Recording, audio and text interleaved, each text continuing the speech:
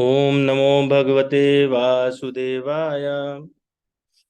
आप सभी का आज के गीता सत्र में स्वागत है। और आप सबका बहुत बहुत आभार कि आप सब अपना बहुत ही बहुमूल्य समय निकालकर और इसमें इतने व्यस्त दिनचर्या के बावजूद इसमें सम्मिलित होते हैं। जो लोग ऑनलाइन हैं उनका भी बहुत बहुत स्वागत है। और आज हम लोग गीता भगवत गीता का 5वां अध्याय प्रारंभ करने वाले हैं। तो पहले जैसे हमेशा करते हैं, पहले हम लोग मंगलाचरण करेंगे और उसके बाद हम लोग आगे बढ़ेंगे इसमें। तो पहले थोड़ा सा मंगलाचरण, और उससे पहले मैं सभी पूर्वाचार्यों और सभी संतों के चरणों को नमन करता हूँ, उनसे आशीर्वाद मांगता हूँ। साथ साथ आप सभी को हृदय से प्रणाम करते हूँ।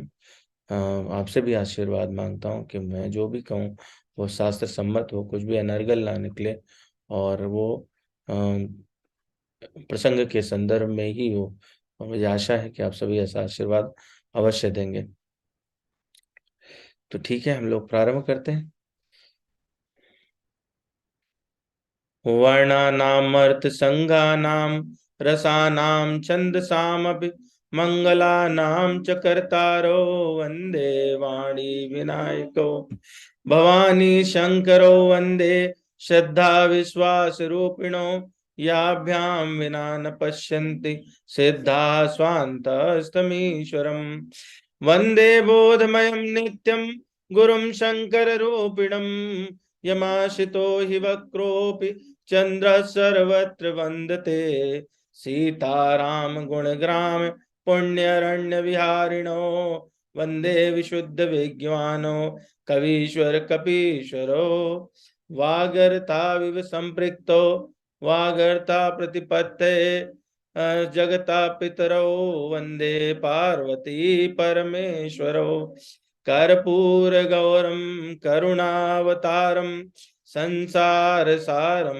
भुजगेन्द्रहारम सदा वसंतम हृदयारविंदे भवम भवानी सहितं नमामि। ओम अज्ञानतिमिरान्धस्य ज्ञानाञ्जनशलाकया चक्षुरुन्मीलितं येन तस्मै श्रीगुरवे नमः। श्रीचैतन्यमनोभीष्टं स्थापितं येन भूतले स्वयं रूपा कदा मह्यं ददाति स्वपदान्तिकम्। वन्देऽहं श्रीगुरोः श्रीयुतपदकमलं श्रीगुरून् वैष्णवांश श्रीरूपं साग्रजातं सगण रघुनाथान्वितं संसजीवम् साद्वैतं सावधूतं परिजन सहितं श्रीकृष्ण चैतन्य देवं श्रीकृष्ण राधा कृष्ण पादान् सगण ललिता श्री विशाखान्वितांश। हे कृष्ण करुणा सिंधु दीन बंधो जगतपते गोपेश गोपिका कांत राधा कांत नमोस्तुते तप्त कांचन गौरांगे राधे वृंदावनेश्वरी वृषभानुसुते देवी प्रणमामि हरिप्रिये वाञ्छाकल्पतरुभ्यश्च कृपा सिन्धुभैव च पतितानां पावनेभ्यो वैष्णवेभ्यो नमो नमः।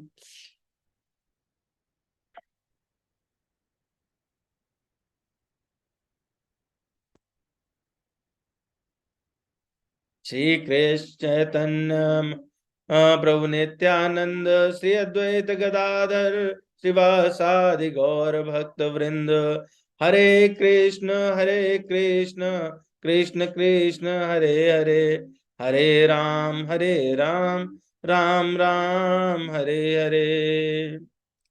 शान्ताकारं भुजगशयनं पद्मनाभं सुरेशं विश्वाधारं गगनसदृशं मेघवर्णं शुभांगं लक्ष्मीकान्तं कमलनयनं योगभिर्ध्यानगम्यं वन्दे विष्णुं भवभयहरं सर्वलोकैकनाथम् यं ब्रह्मा वरुणेन्द्र रुद्रमरुता स्तुवन्वन्ति दिव्यैस्तवैर्वेदैः साङ्गपदक्रमोपनिषदैर्गायन्ति यं सामगाः ध्यानावस्थित तद्गतेन मनसा पश्यन्ति यं योगिनो यशान्तं न विदुषुरासुरगणा देवाय तस्मै नमः।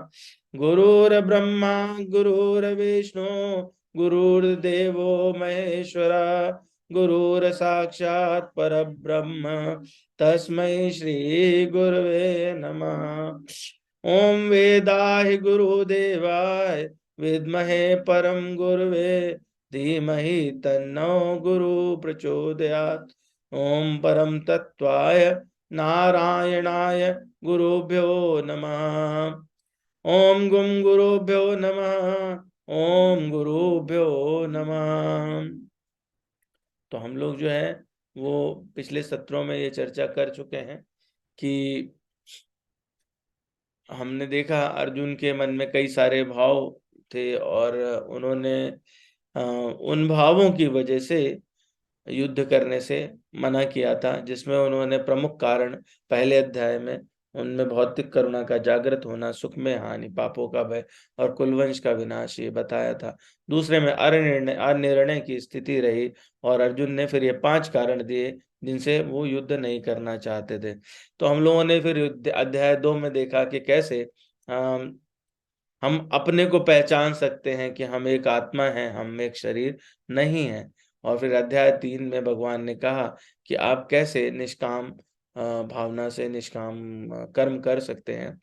फिर अध्याय 4 में भगवान ने ज्ञान बताया कि ज्ञान से आप भगवत प्राप्ति कर सकते हैं और ज्ञान से आप कर्म बंधनों से छुटकारा पा सकते हैं।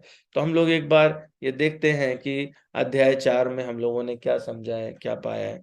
तो अध्याय 4 में हमने देखा कि भगवान ने बताया ज्ञान की परंपरा क्या है, कैसे उन्होंने विवस्वान यानी सूर्य भगवान को ये गीता का ज्ञान दिया था और उसके बाद में फिर वो ज्ञान मनु को गया और फिर मनु से वो धीरे धीरे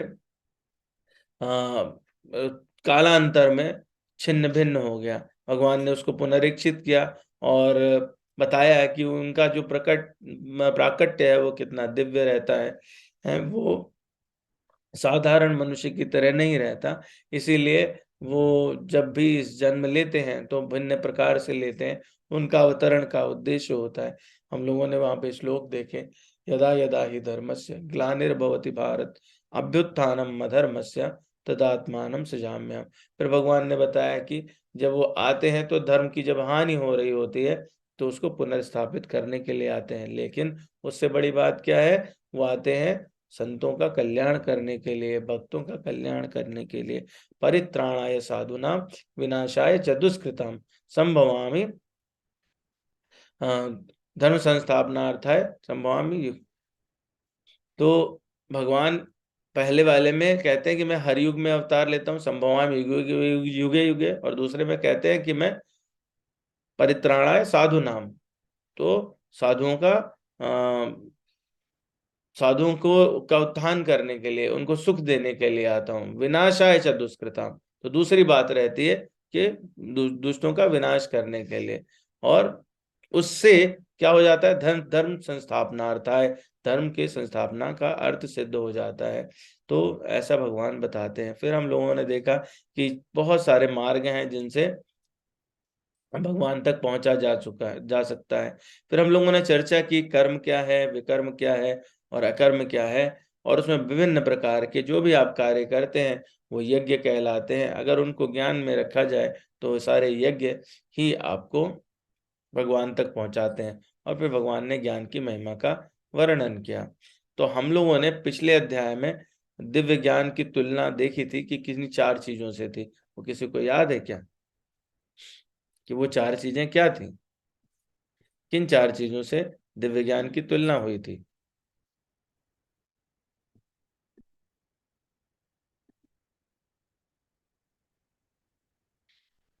कोई जो है वो ऑनलाइन से भी अटेम्प्ट कर सकता है, बताना चाहे तो।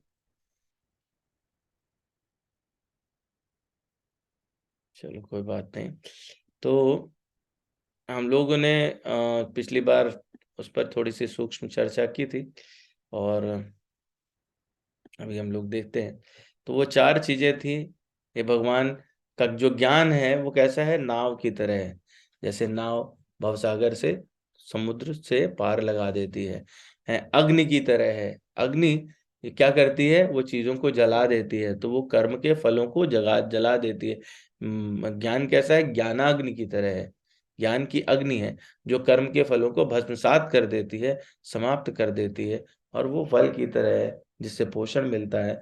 और वो क्या है, तलवार की तरह है कि वो अज्ञान को छिन्न भिन्न कर देती है, अज्ञान को काट देती है। तो इस प्रकार से चार वस्तुओं के विषय में भगवान बताते हैं कि उसकी तरह है ज्ञान। और यदि ज्ञान मिल जाए तो क्या होगा, फिर कभी भ्रम नहीं होगा, और आत्मदृष्टि आ जाएगी, शुद्ध दृष्टि आ जाएगी। हैं भगवान बताते हैं, यज्ञात्वा न पुनर्मोहमेवं यास्यसि पांडव येन भूतान्य शेषाणि द्रक्ष्यात्मन्यथो मयि। तो इसको जानने के बाद में कुछ जानने योग्य नहीं रह जाता, और दोबारा से कभी भी उसको जानने के बाद में भ्रम नहीं उत्पन्न होता। आदमी में, मनुष्य में आत्मदृष्टि उत्पन्न हो जाती है। तो हम लोगों ने पिछली बार ये समझा कि कर्म क्या है। तो आज हम लोग जो है वो उल्टा चलेगा। हम पूछेंगे कि कर्म क्या है। कर्म क्या है, क्या समझा हम लोगों ने? जी, जो हम लोग करते हैं सारा काम, खाते हैं, पीते हैं, काम करते हैं, हॉस्पिटल में काम करते हैं, कर्म यही पिछली ऐसा। बार हम लोगों ने चर्चा की थी कि कर्म क्या है, कर्म की डेफिनेशन पे बात हुई थी, है ना। तो हमारी लौकिक दृष्टि से जो कर्म है वो क्या है, कार्य है, कर्तव्य है और प्रतिक्रिया है, हमारी लौकिक दृष्टि से। परंतु पिछले अध्याय में हम लोगों ने जाना था ज्ञान की दृष्टि से कि कर्म क्या है। तो कर्म क्या था, शास्त्र सम्मत यदि कोई क्रिया की जाए, शास्त्र सम्मत जिसको शास्त्र कहते हैं कि करो, ऐसा आदेश होता है, तो वो कर्म कहलाती है। और यदि कोई कार्य इस भावना से किया जाए कि वो भगवान के लिए किया जा रहा है, उसमें निष्काम भाव हो, स्वयं का स्वार्थ ना हो, लोलुपता, लालच इत्यादि ना हो, तो वो निष्काम भाव वाला कर्म कहलाता है, और उसको अकर्म कहा जाता है। तो इस तरह से हम लोग अकर्म और कर्म समझ पाए। और फिर उसके बाद में विकर्म था। विकर्म वो था जो शास्त्र निषिद्ध हो, शास्त्रों ने जिसके लिए मना कर दिया हो, और यदि वो कार्य किया जाए तो वो क्या कहलाता है, विकर्म कहलाता है। तो ये हम लोगों ने तीन कैटेगरी इस तरह से पिछली बार देखी थी। लेकिन लौकिक दृष्टि में क्या होता है, कार्य, कर्तव्य और प्रतिक्रिया, ये हम लोगों की समझ है, परंतु ये कर्म नहीं है। ये हम लोगों की समझ है, परंतु ये कर्म नहीं है। तो इनसे क्या होता है, अब कार्य यदि आप करोगे तो क्या होगा, कार्य या तो अच्छा होगा या बुरा होगा, उससे एक प्रतिक्रिया उत्पन्न होगी। वो प्रतिक्रिया क्या होगी, वो कर्मफल कहलाएगी, उसके फल के परिणाम होंगे। ठीक है, तो कार्य अच्छा हुआ तो अच्छे परिणाम होंगे, बुरा हुआ तो बुरे परिणाम होंगे। ठीक है, तो ये कैसा कर्म है, शास्त्र से अगर सम्मत कर्म किया जा रहा है उसके संदर्भ में बात हो रही। तो लौकिक दृष्टि से जो प्रक्रिया है वो भी कर्म ही कहलाती है, परंतु शास्त्र दृष्टि से, ज्ञान दृष्टि से वो कर्म नहीं कहलाती है। तो इस तरह से जो है वो हम लोग देखते हैं इसमें कि भगवान बताते हैं, क्या बताते हैं, कहते हैं योग सन्निष्ठ कर्माणम ज्ञान सन्निसंशयम आत्मवंतम न कर्माणि निबद्धनन्ति धनंजय। उसको, अर्जुन को क्या बताते हैं, योग के द्वारा आप कर्म के परिणामों को छोड़ दीजिए, हैं तो क्या होगा, आपके संशय समाप्त हो जाएंगे, और आप कर्म के बंधनों में नहीं बनेंगे। ऐसा 41वें श्लोक में भगवान अर्जुन को समझा रहे हैं। लेकिन अर्जुन क्या समझता है इससे, अर्जुन एक गलत अर्थ ले लेता है।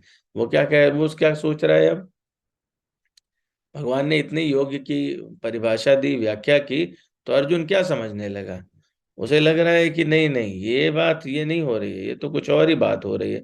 वो क्या बात हो रही है, अर्जुन को क्या लग रहा है? तो अर्जुन को लग रहा है कि नहीं, ये जो कह रहे हैं वो कह रहे हैं कि योग के द्वारा कर्म का त्याग कर दो, योग करो और कर्म मत करो, ऐसा अर्जुन सोचने लगे। पूरे चौथे अध्याय में भगवान ने उनको ज्ञान के विषय में बताया, ज्ञान से आप क्या क्या कर सकते हैं, यज्ञ इत्यादि जो है वो किस तरह से आपका जीवन परिवर्तित कर देते हैं, कर्मों का प्रभाव नहीं पड़ता, इत्यादि इत्यादि। तो अर्जुन को यहाँ पर जो है अभी क्या लगने लगा, अर्जुन को लग रहा है कि योग के द्वारा कर्म के त्याग की बात कर रहे हैं भगवान। तो योग के द्वारा अगर कर्म का त्याग करें, और फिर भगवान क्या कहते हैं 42वें श्लोक में कि युद्ध करने के लिए खड़े हो जाओ, युद्ध करो। तो अर्जुन को समझ नहीं आया कि मैं, एक तो आप कह रहे हो कि कर्म का त्याग कर दो, दूसरी तरफ आप कह रहे हो कि कर्म करो। फिर अर्जुन जो है वो पुराने सारे जितनी भी बात हुई है उस पर ध्यान देता है, तो वो देखता है कि ये तो कुछ ठीक नहीं लग रहा है, इसमें बात मुझे बहुत क्लियर नहीं हो रही है, क्यों? तो वो इस बात को भगवान कृष्ण से कहता है। और पहला जो श्लोक है इस अध्याय का वो क्या है, अर्जुन वाच संन्यासम कर्मणाम कृष्ण पुनर्योगम च संससि यच्छेतयोरेकम जन्मे ब्रूहि सुनिश्चितम। तो अर्जुन क्या कहते हैं, हे कृष्ण, पहले आप तो मुझसे कर्म त्यागने के लिए कहते हैं और फिर भक्ति पूर्वक कर्म करने का आदेश देते हैं। क्या आप कृपा करके मुझे निश्चित तौर पर बताएंगे कि इन दोनों में से क्या लाभप्रद है, अधिक लाभप्रद क्या है? तो ये क्यों कह रहे हैं अर्जुन, वो कंफ्यूज हैं यहाँ पर। कह रहे हैं पहले तो आप मुझे कर्म त्यागने के लिए कह रहे हैं और फिर कह रहे हैं भक्ति पूर्वक कर्म करो। 42वें श्लोक में है, आखिरी में पूरा 41 तक, उसमें 42 श्लोक है, 41 तक आपने बताया कि आप कर्म को कैसे त्याग सकते हो, ज्ञान से कैसे कर्म के प्रभाव को खत्म कर सकते हो, ये सब बता रहे हो आप। और फिर आप उसके बाद जो 42वां श्लोक है उसमें आप कह रहे हो कि भक्ति पूर्वक कर्म को त्याग दो। तो इसमें योग कैसे, ये बात कुछ समझ नहीं आ रही है। अर्जुन पुराना भी रिकॉल करता है, तो क्या क्या रिकॉल कर रहा है, नहीं आ रहा है उसमें। अर्जुन पुराना रिकॉल कर रहा है, अर्जुन पुराना रिकॉल करके क्या कह रहा है, क्या देख रहा है कि द्वितीय अध्याय में तो आत्मा और उसके शरीर के बंधन का सामान्य ज्ञान बतलाया गया, उसी में बुद्धि योग भगवान बताते हैं और भौतिक बंधन से निकलने का वर्णन भी देते हैं।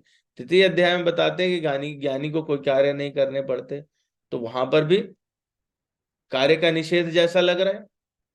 पहले वाले में भी बंधन छोड़ने की बात हो रही है, फिर चौथे अध्याय में कहते हैं कि सारे यज्ञ जो भी करोगे उनका जो अल्टीमेट रिजल्ट निकलेगा, जूस है, वो ज्ञान है। और लेकिन आखिर में वो कहते हैं पूर्ण ज्ञान अब तुम्हें मिल गया, अब युद्ध करो। पहले वो कहते हैं ज्ञान ही हासिल करना है आपको, सब जो करना है वो ज्ञान करना।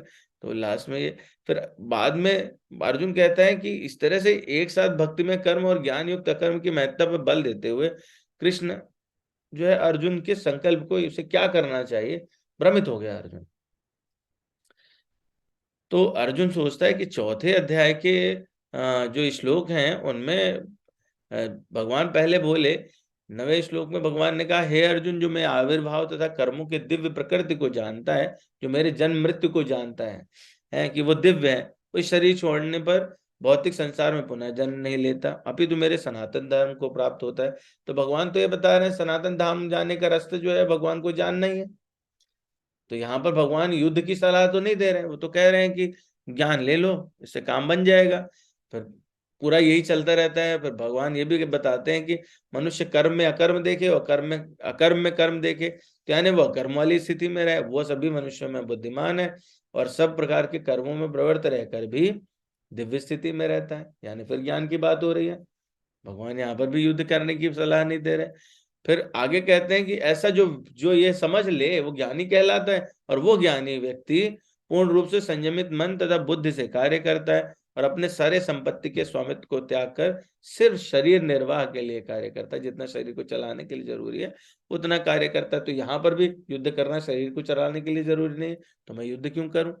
तो अर्जुन के मन में ऐसे बहुत सारे प्रश्न उठ रहे हैं। फिर आगे भगवान कहते हैं, जो पुरुष प्रकृति के गुण से आसक्त है और जो पूरी तरह से ज्ञान में स्थित है, वो उसके सारे कर्म ब्रह्म में लीन हो जाते हैं।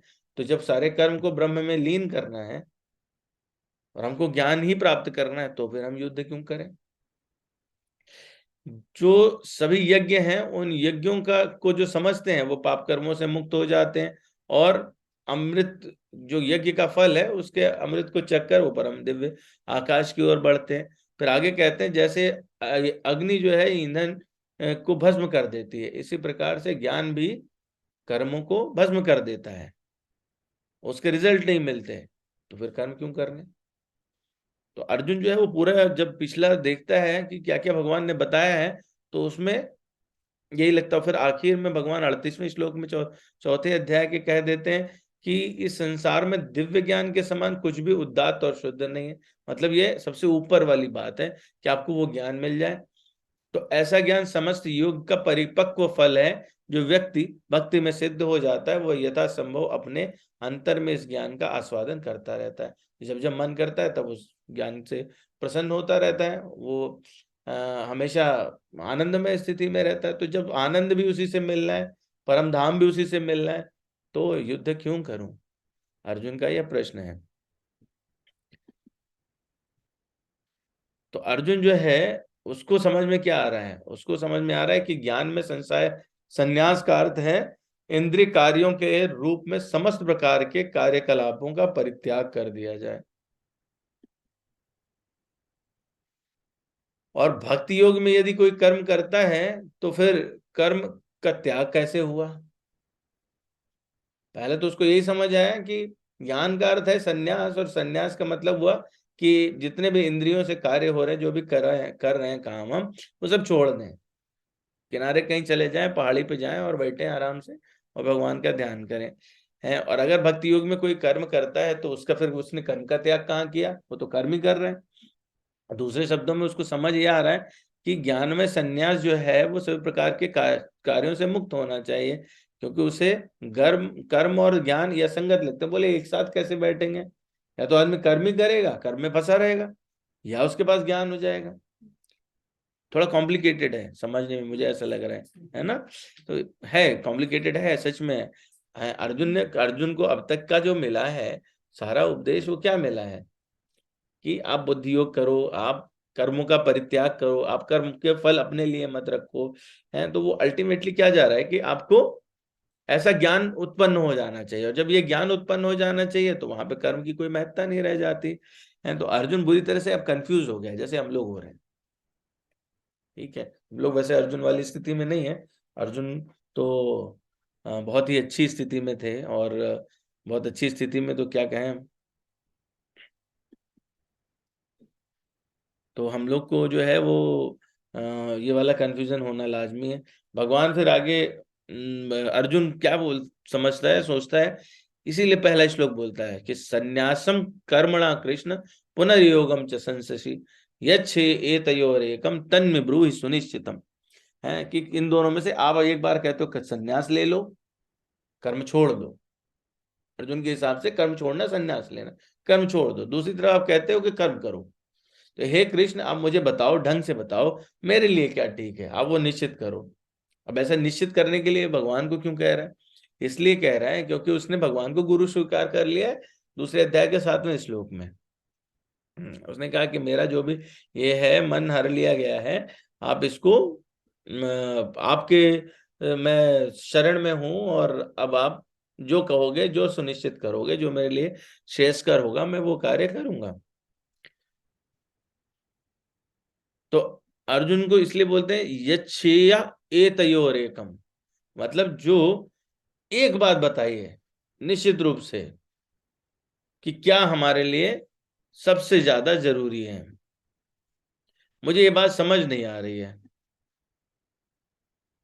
मुझे ये बात समझ नहीं आ रही कि मेरे लिए सबसे ज्यादा जरूरी क्या है, वो आप मुझे निश्चित करके बता दो। तो यहां पर अगर आप ध्यान दें तो एक शब्द आया यत श्रेय, यत श्रेय, श्रेय शब्द से ये बना है।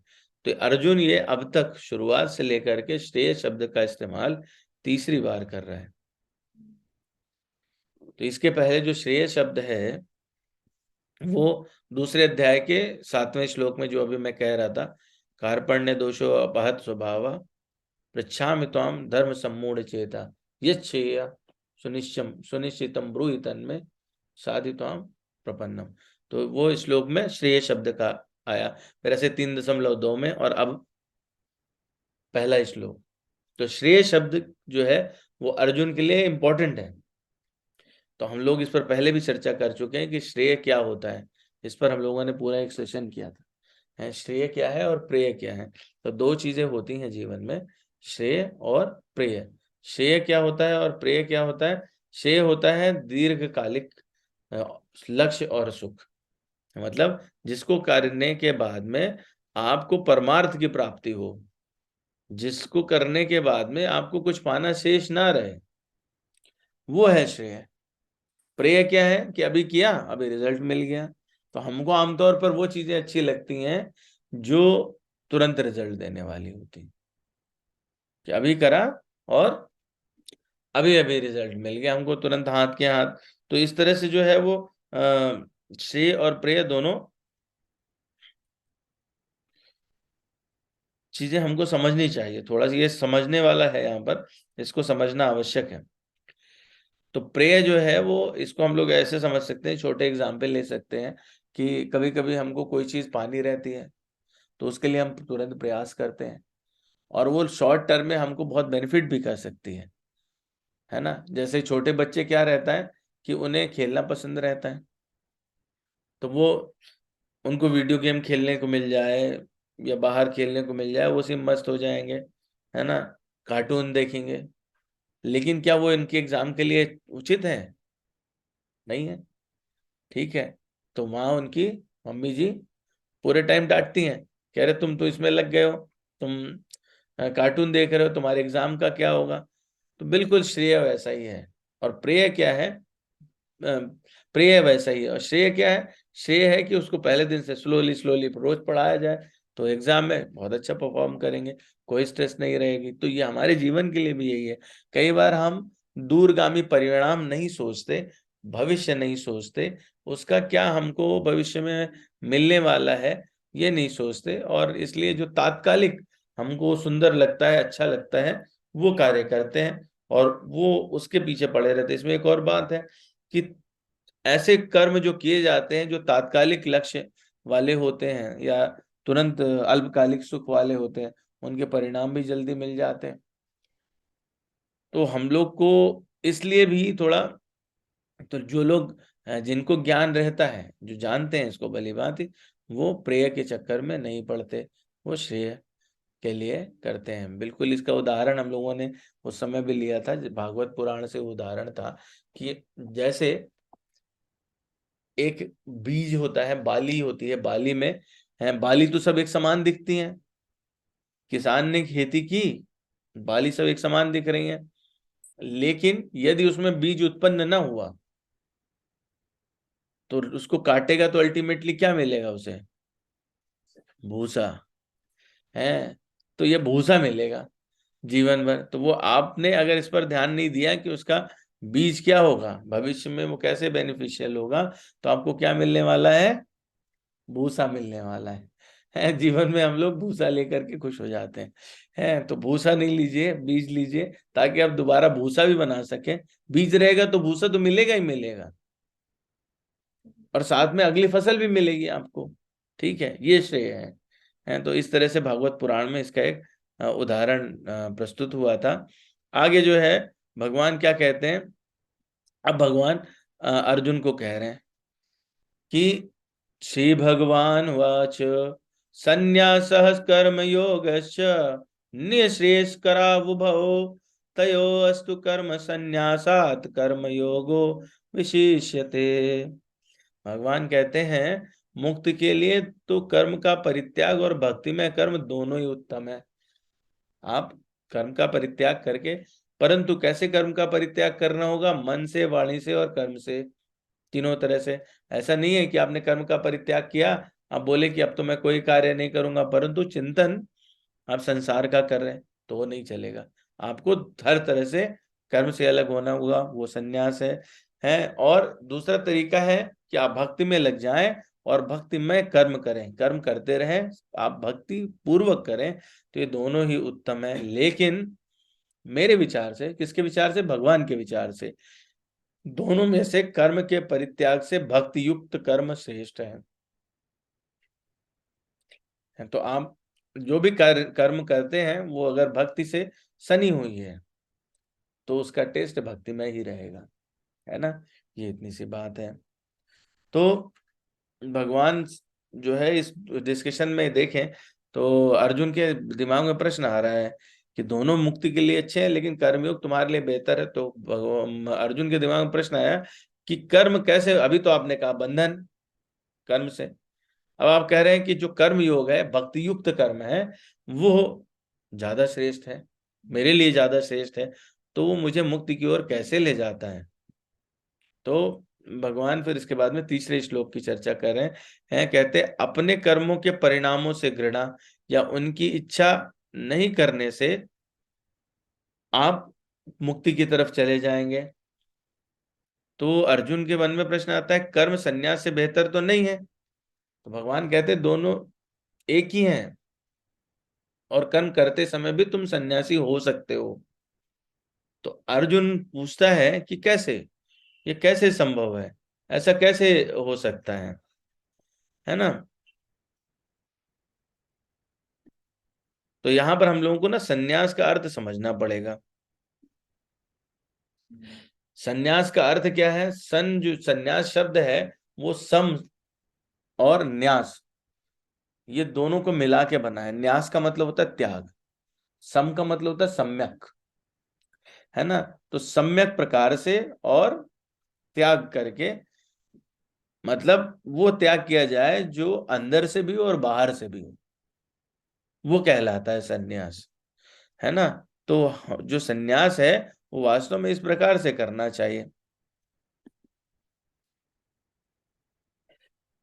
तो ऐसा पूर्ण त्याग ही सन्यास है। उसको मतलब ये हुआ कि हमको जो भी सन्यास की बात कही जा रही है वो मन से, वाणी से और शरीर या कर्म से, तीनों प्रकार से वो हमको त्याग कर देना चाहिए। उसमें कर्तापन का, यानी हम कर रहे हैं, इस बात का भी हमको अभिमान नहीं होना चाहिए। कोई कार्य किया जा रहा है तो मेरे द्वारा किया जा रहा है, मेरी वाणी से किया जा रहा है, ये मेरा जो है वो ना रहे, वो कहलाता है सन्यास।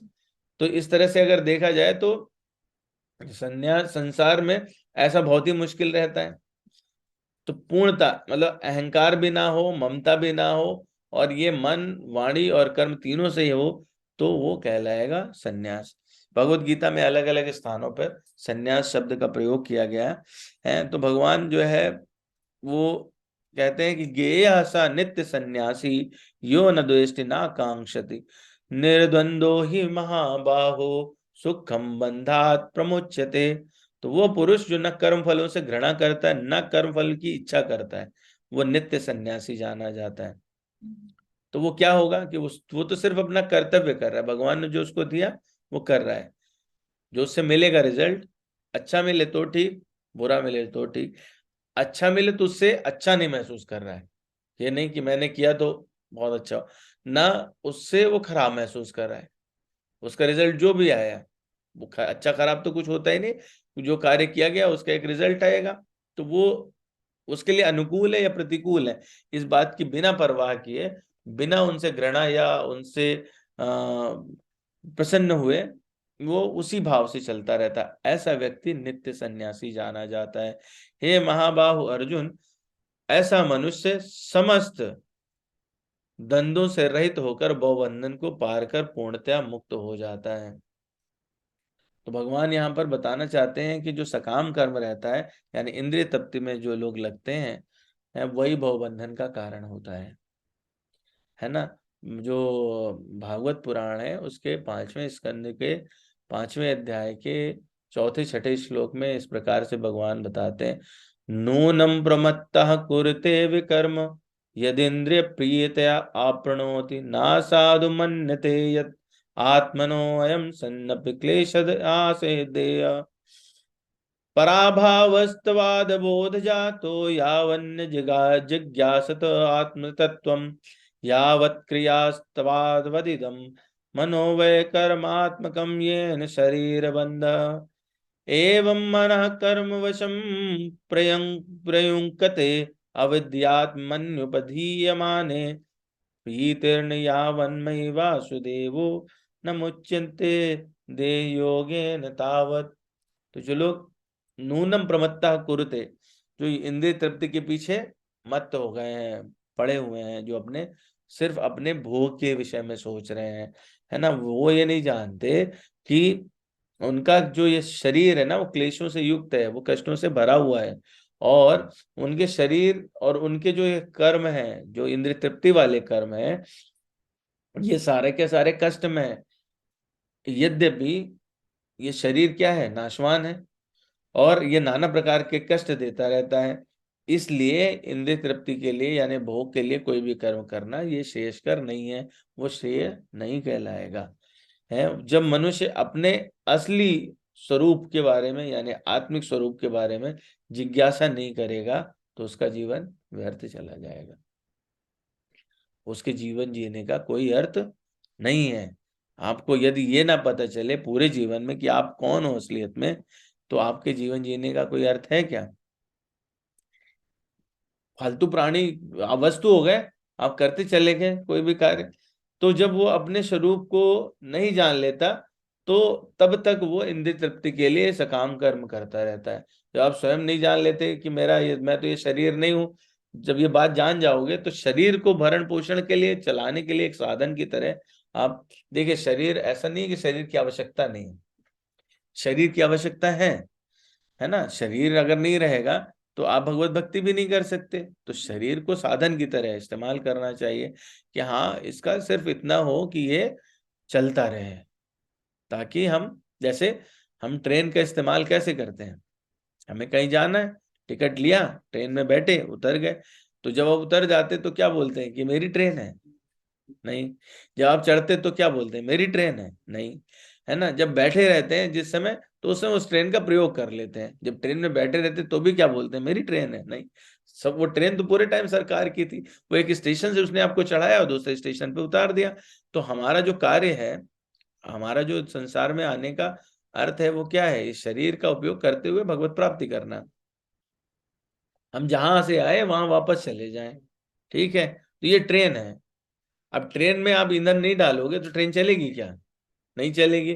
तो एक स्टेशन से दूसरे स्टेशन तक वो ट्रेन पहुंचाने के लिए आपको क्या करना है, आपको उसमें ईंधन डालना है।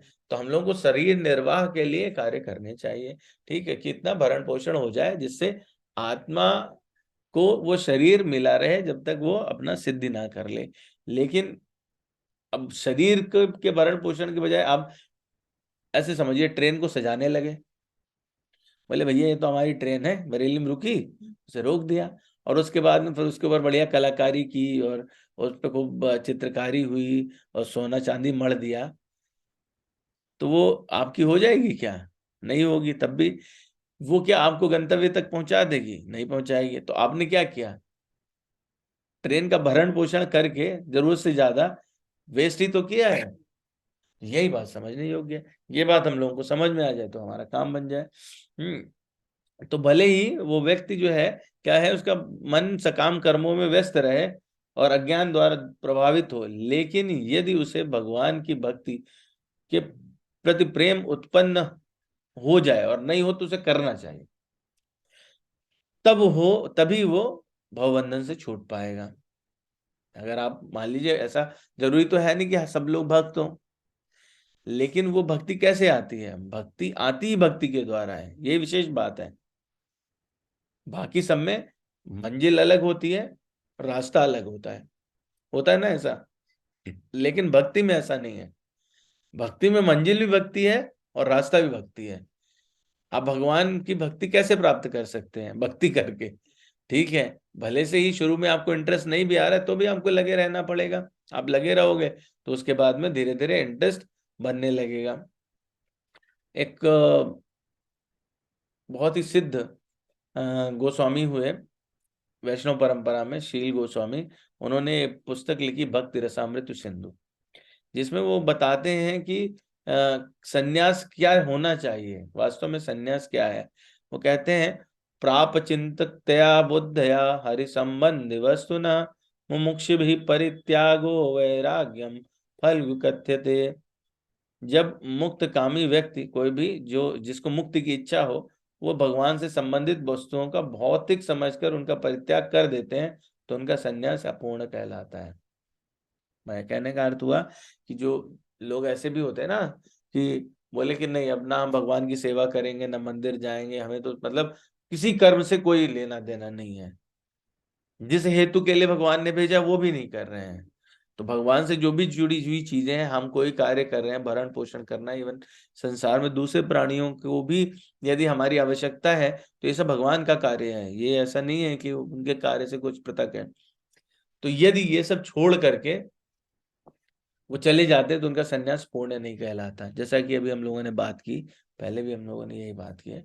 तो संन्यास का पूर्ण माना जाता है जब ये ज्ञात हो जाए कि संसार की प्रत्येक वस्तु, सब कुछ, वो किसकी है? भगवान की है। और किसी भी वस्तु का स्वामित्व हमें नहीं चाहिए, ना चाहिए, ना हम हो सकते हैं स्वामी। बल्कि मनुष्य को यह समझने का प्रयत्न करना चाहिए कि उसका अपना कुछ है नहीं, तो सन्यास का फिर प्रश्न कैसे उठा? जब अपना ही कुछ नहीं है तो हम त्याग क्या रहे हैं? सब भगवान का, तो हमारे पास जब कुछ है नहीं, तो हम त्याग तो हो सकते हैं जो हमारे पास हो, है ना। तो इसमें हमारे त्याग का कोई प्रश्न ही नहीं उठता। जो व्यक्ति समझता है कि सारी संपत्ति भगवान की है, वही नित्य सन्यासी है। यही इस श्लोक में भगवान बताना चाहते हैं, है कि भैया सब कुछ तो मेरा ही है, तुम त्यागोगे क्या? तुमको दिया हुआ कार्य भी मेरा ही है, तो तुम उसको भी नहीं त्याग सकते। शरीर भी मैंने दिया, तुम उसको भी नहीं त्याग सकते, तो तुम्हारे वश में तो कुछ है ही नहीं। ठीक है, तुम भूल बस ये कहते जा रहे हो कि मैं इसको त्याग देता हूं, मैं उसको त्याग देता हूं। तो इसलिए जो आपको कार्य दिया गया, जो वस्तु दी गई, संसार में जो भी चीज है, उसका सबका प्रयोग किसके लिए होना चाहिए? जो उसका स्वामी है। ठीक है ना भाई। हम लोग लौकिक रूप में कहते हैं ना, मेरा एसी, मेरा पंखा, मेरा ये, मेरा वो, किसके लिए प्रयोग होता है? निकलता ही है, बिल्कुल, है ना। तो वो मतलब जब आप स्वामित्व दिखाते हैं, झूठा स्वामित्व, तो किसके लिए प्रयोग होता है? हमारे लिए होता है। ठीक है। ठीक उसी प्रकार जब हमें जान जाए कि वो सब चीजें तो भगवान की हैं, तो किसके लिए? उनका सही सही स्वामी कौन हुआ? भगवान हुआ। तो उनका अगर फायदा किसी को मिलना चाहिए, तो किसको मिलना चाहिए? भगवान को मिलना चाहिए। ठीक है। अब इसका मतलब ये नहीं है कि एसी हम चला के और बाहर जाके बैठ जाएं, बोले भगवान को फायदा दे रहे हैं हम, हमारा तो कुछ नहीं है उसको इस तरह से समझें कि साधन भी उन्हीं का है। ठीक है। तो उसको उतना कंफर्ट देना चाहिए जितना उसको चलाने के लिए जरूरी है। उससे ज्यादा जरूरत से ज्यादा यदि उसका इस्तेमाल होता है, तो वो विलासिता कहलाती है, वो भक्ति नहीं कहलाएगी। और ये इसलिए भगवान यहाँ पे बता रहे हैं कि जो पुरुष न कर्म फलों से घृणा करता है, न कर्म फल की इच्छा करता है, वही नित्य सन्यासी जाना जाता है। तो हे महाबाहु अर्जुन, तुम ऐसा मनुष्य बनो, ऐसा मनुष्य समस्त द्वंद्वों से रहित होकर भव बंधन से को पार कर पूर्णतया मुक्त हो जाता है। ठीक है। आगे भगवान क्या बताते हैं कि सांख्य योगो पृथक बाला प्रवदन्ति ना पंडिता एकम अप्यास्थिता सम्यक युगभयोर वंदते फलम। तो भगवान यहाँ पर बताना चाहते हैं कि अ, अज्ञानी जो व्यक्ति है, वो कर्म योग को या भक्ति योग को भौतिक जगत के विश्लेषणात्मक अध्ययन से, यानी सांख्य योग से अलग कहते हैं।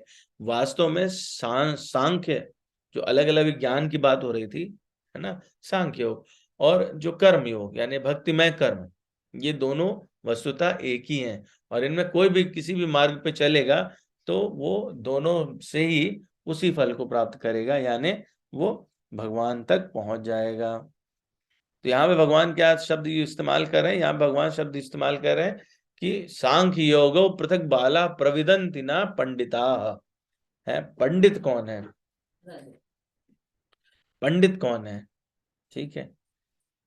तो पंडित शब्द का अर्थ क्या होता है, पंडित शब्द का अर्थ यह है कि परमार्थ तत्व ज्ञान रूप बुद्धि का नाम पंडा है, जो तत्व को समझे और परमार्थ के लिए आपको जो बुद्धि, जिसके पास भी ये बुद्धि है वो ले जाए, और वो बुद्धि जिसके पास हो वो पंडा कहलाती है। वो जिसके पास ऐसी बुद्धि है, यानी परमार्थ करने वाली और तत्व ज्ञान को समझने वाली, वही पंडित कहलाता है। इसलिए यथार्थ तत्व ज्ञानी सिद्ध महापुरुष का नाम ही पंडित है। तो यहाँ पे भगवान क्या कह रहे हैं कि पंडित कौन है, जो लोग अपने को पंडित समझते हैं वो पंडित नहीं है, क्योंकि वो ये बात जानते ही नहीं कि तत्व क्या है, असली बात क्या है। असली बात, ज्ञान और भक्ति योग अलग नहीं है, वो एक ही है। उन दोनों मार्गों से भी हम भगवान के पास ही पहुंचते हैं, ये भगवान कह रहे हैं। भगवान आगे कहते हैं, यत् सांख्य प्राप्यते स्थानम तद योगैरपि गम्यते, एकम सांख्यम च योगम च यह पश्यति सा पश्यति। जो जानता है, क्या जानता है, कि विश्लेषणात्मक अध्ययन यानी सांख्य योग और इसके द्वारा प्राप्त स्थान भक्ति द्वारा भी प्राप्त किया जा सकता है। जैसे ज्ञान से भगवान को जान सकते हैं, आप भगवान तक पहुंच सकते हैं, वो भक्ति से भी आप कर सकते हैं। और इस तरह से सांख्य योग और भक्ति योग को एक समान देखने वाला व्यक्ति ही वस्तुओं को यथारूप में देखता है। यानी मैं जैसा चाहता हूं, भगवान जैसा चाहते हैं कि उन्हें देखें, वो उस प्रकार से देखता है। तो मेरे ख्याल में आज यहीं पे विराम दे देना चाहिए है, वरना सिर के लिए ज्यादा हो जाएगा, है ना, समझ से ऊपर चला जाएगा। बोलिए वृंदावन बिहारी लाल की जय। बोलिए श्री सीताराम भगवान की जय। बोलिए पवन सुत हनुमान की जय। बोलिए उमापति महादेव की जय। बोलिए सब संतों की जय। तीर्थराज प्रयाग की जय। परम पावन अयोध्या नगरी की जय। वृंदावन धाम की, सरजू मैया की जय। गंगा माई की, यमुना माई की जय। गौ माता की, सभी भक्तों की, सभी वैष्णवों की, सभी ऑनलाइन भक्तों की भी जय, यहाँ पर उपस्थित भक्तों की भी जय। ठीक है, यदि किसी का कोई प्रश्न है तो हम लोग ले सकते हैं, नहीं तो हम लोग थोड़ा सा कीर्तन कर लेते हैं। तो पहले थोड़ा सा कीर्तन ही कर लेते हैं, ठीक है। श्री राम जय जय राम। श्री राम जय जय राम। श्री राम जय जय राम।